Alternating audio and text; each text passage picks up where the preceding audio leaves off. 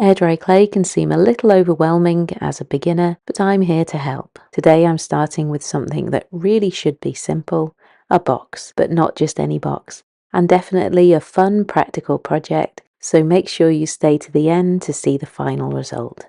In this video I'm taking you through my process step by step, so you can build the confidence to create any air dry clay piece you're inspired to make.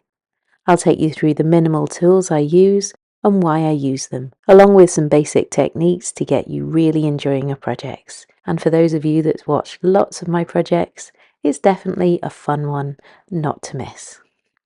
On any smooth surface, roll out the clay with any kind of rolling pin. No hard and fast rolls. Just make sure you roll and turn, turning the clay. Objects like this box are great for initially shaping the air dry clay around. I want my air dry clay piece to have slightly curved edges, so using a cardboard box to dint the edges like this is perfect. I do make boxes without the box, but I'm using the box on this instance because we're adding extra clay to it, and extra clay would make the clay slump, so we need the box to help support it while it starts to dry. Plastic wrap or similar is needed to cover the porous box. I rolled out the clay to about 8mm in thickness, then used the box to help me cut the clay to shape, just like this. You can measure everything exactly if you think that will work best for you, but this is the way I find I like to work, and that's the most important part here. We find a way that works really well for ourselves. With a large sheet of clay like this, have the confidence in picking it up, use your hands as big paddles, and lift the clay without sticking your fingers into the clay. Don't worry if things seem a little off as you lift it on, rearrange as you need, and just go with the flow. Joining two sides of clay together, we use the score and slip method, and it's simply as that. We take a sharp implement and score both sides that need joining together, add some air dry clay slip in the middle, and smooth these together. I have other videos which go into even more detail about the score and slip joining method if you'd like more information. Adding a coil of clay to the join gives even more strength. A coil of clay is just basically a thin sausage. I really try and use as minimal tools as I can with my air dry clay. This is simply a wooden coffee stirrer, and the tool I've been using to cut and shape the clay is a simple table knife, a non-sharp one. This one is rounded on the end so it doesn't cut my table, and we're not going to accidentally cut ourselves on it either. A damp sponge or a bit of air dry clay slip on our finger can help smooth everything out. I want to take a little break and do something else, so I have this damp cloth. I'm going to pop it over with a plastic bag over the top, and everything should stay nice and soft under this for a few hours till I'm ready to come back to it. We can place the piece inside the plastic bag too, or hold the plastic bag down like I do here. Then any leftover clay, make sure you knead it back up and pop it back in the pack with another pack around it or in another tub, so that it's airtight once again. So a basic air dry clay box can be shaped as I did here. It's best to not leave the box in for the full drying process because as air dry clay dries, moisture evaporates and so the clay does shrink a little bit. If you leave the clay around a hard object like this, then the clay can crack. I'm ready to add more detail to the box so I can unwrap it, keeping part of it wrapped, which I don't need to add to right now. Have you had any guesses yet as to the actual design of the box that I'm creating? I've rolled out some more clay to add this extra detail. I'm doing some more joining of the air dry clay, so again I'm using the score and slip method. Anytime we're adding two sections of clay together, we want to make sure that that clay binds together and becomes one again, and so this technique helps so much. I've been planning on making this project for a while now, and I'm so excited for you to see the results right at the end. Hopefully you can start to see how we can shape and sculpt a piece into exactly what we want it to be.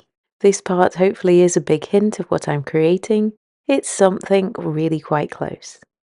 Because I kept the clay really nice and soft under the cloth and bag, it blends together well and I can sculpt it into the shape I want. Really taking that edge and blending it back into the whole body of clay, making it back into one again. I often do it like this, as it's best to try and design a piece where the clay is the same thickness all the way around. Granted, that's not always possible, and yes, there are parts of this that are going to be thicker. But if possible, we can have it the same thickness all the way around. There's quite an even drying time, and that also helps eliminate cracking while it dries. I carefully turn it over to join the other side. Do you see here the kind of shape I'm trying to create? So I just add a little bit of clay inside to fill in that little gap and blend and smooth it together as we did before. A big thank you to Das for sponsoring today's video. It's an absolute pleasure because Das air dry clay has always been my chosen brand. I take the blunt knife again and add some simple detail. I really hope this inspires you to believe that you don't need expensive tools. You can find things around the home to just start and just get going with your air dry clay. So go out and purchase that packet of air dry clay or open up the one you have already and just begin with those minimal tools. Time to add some more detail to the other part of the box. And at this stage it makes our life far easier that we've kept it nice and soft, ready to add some more clay to yet again. I recommend a smooth cloth, not one with texture like I used here, as the texture has transferred onto the clay, but I can easily smooth it out with my fingers. This box is fairly large, so I recommend starting with something slightly smaller if you're a true beginner. Yes, I need to reach for some more clay, but here is my inspiration. The lovely silver of the inside of the pack. I look forward to sharing with you how I recreate this right at the end. As yes, my box is a Das box, and it's going to have an underside too. I shape the end of the box now just to make it look like it is that natural clay straight out of the packet. Adding the seam line along the edge. It's coming together nicely. Now for that folded packet. My preferred surface to roll the air dry clay on is actually a smooth bathroom tile, but in this case my tile wasn't large enough, so I just used my table. After rolling out a slab of air dry clay, it's a good idea to take your fingers and smooth it all over completely. Yes, my clay gets a little thicker at this stage, but I need to do this to bulk out the design. For other more 3D shapes that don't need to have a vessel inside, I actually sculpt around foil, and I have lots of videos where I create this way as well. I'm adding this piece to just give a bit of depth, making sure I blend and smooth it onto the body of the piece.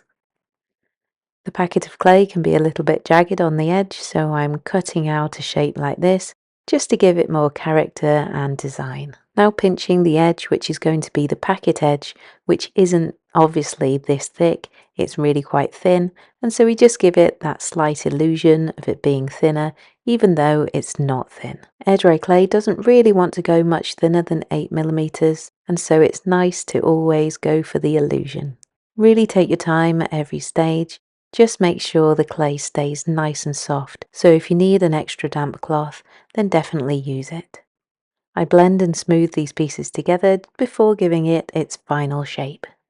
Hopefully you can see how free you can be with the air dry clay and really blend and smooth it and shape it to whatever shape and design you wish. Just taking the time to think ahead as to what steps and what process we're going to take. Not afraid to be making adjustments as we need them. Here I realise I need to see more of the red of the packet, so I take a bit of the pack here away. As the clay bends, it is normal for the clay to crack a little bit on the edge, so we can just smooth this all back together again. Adding textures in air dry clay is a really fun part, here just using a simple scrunched up piece of foil, adding any detail we wish. I'm happy with the shape of the lid, and so I leave it to dry. After about a day of it drying, I took the box out of the inside, and then it took about a full week to dry completely. Here's a good example of the kind of things that can happen. As it was drying, I obviously gave it a good nudge and I didn't set it straight to dry, so it has dried with a bit of a curve on it, but I'm really not too worried about that, as handmade does not have to be perfect. I now want to make the inside of the box, so I use the lid as a template to draw around, and I cut a shape out about 8mm within this line. At this stage, I'm really happy that I let the lid dry before I made the base. Otherwise, if I'd have made it fully square, they wouldn't fit together. Here I'm going to make the sides, and so when you want a long slab of clay, it's better to form the clay into a long coil so that we can then roll on top of this. This way we have less joins when we come to add this as the box sides. Again using the score and slip method to join these together. I carefully bend the clay around in this new design, and I'm really quite liking this shape actually. Do make sure you make every joint really strong and secure. I do love every stage of the air dry clay process, but painting it really does make a piece come to life. So that's what we do now, and I most of all paint my air dry clay pieces with acrylic paints, and so that's what I'm doing here. At least 2 coats of paint give a really rich colour. Just make sure you let everything dry completely in between. I can sketch, but I'm no typographer. If I would go in and freehand the logos onto here, it might look a little messy. So that I can paint the logo on nice and neatly, I've printed out the logo and cut it out. If you notice between the letters, I leave little connecting pieces of paper so I don't have to place the letters on one by one. I use this to trace around with my pencil. Alternatively, don't cut the letters out, put charcoal on the back and trace over them. These videos are simply to give you ideas and inspiration, so I hope you take something away from this. A nice fine, round, soft paintbrush is your friend here, and I really take my time and add in all those letters. Again, I'll do 1 coat, let it dry completely, and then go over the top again with another full coat. What kind of air dry clay items would you like to make with a lot of these techniques? Let me know in the comments below. This tiny Das lettering is a little more challenging, but from a distance it looks fairly good. Yes, I do like to take my time and get it as best as I can, but perfection is not needed, and just try and work to your strengths. Try these techniques out and see how it works for you. The clay colour is off-white when it's not dry, and so I'm going to paint the end of this to that true colour, as well as the lower part of the box. The lid is fully dry now. I am going to add some more details, but while I think about it, I want to get that silver on there, I really do. This is an amazing silver product. I'll put a list of all the products that I use in the description below if you'd like to check them out. I'm applying with my finger, but do use gloves if your skin is sensitive, or use a sponge or a rag, and a paintbrush works really well too. I'm using one of my older paintbrushes here, and they work really well for getting in all those little cracks. The bristles can really get in there. We can get this in various different golds and bronzes, and a little tube really does go quite far. Let it dry and then buff with a rag. Yes, I've not quite finished the design, but I think when working on a project, it's important to think what order you're doing things in, and at this stage I have finished this end piece, the bare air dry clay, and so I'm taking a matte varnish to varnish and seal this. Then my water-based gloss varnish to seal the silver, as the whole packet is going to be lovely and shiny. Now that it's sealed, I know I'm not going to accidentally transfer any of that silver onto anywhere else. So the order of completing each individual part is completely up to you. But we just need to make sure we let the air dry clay dry fully. Once it's fully dry, we can paint it. Let every coat of paint fully dry, and then it can be sealed. I've been thinking what I want to add under the logo, and so I'm going to pencil that in, and then I can use a fine paintbrush or my acrylic paint pens and add in this detail. Once it's complete and dry, I varnish the red section, and here I have my new art box. I'm going to put my paintbrushes and different bits of art supplies in, put it on my desk and thoroughly enjoy it. I hope this has inspired you to create something similar. I have lots more creative videos like this over here on my channel, so please do subscribe and watch some more. Thank you. Bye for now.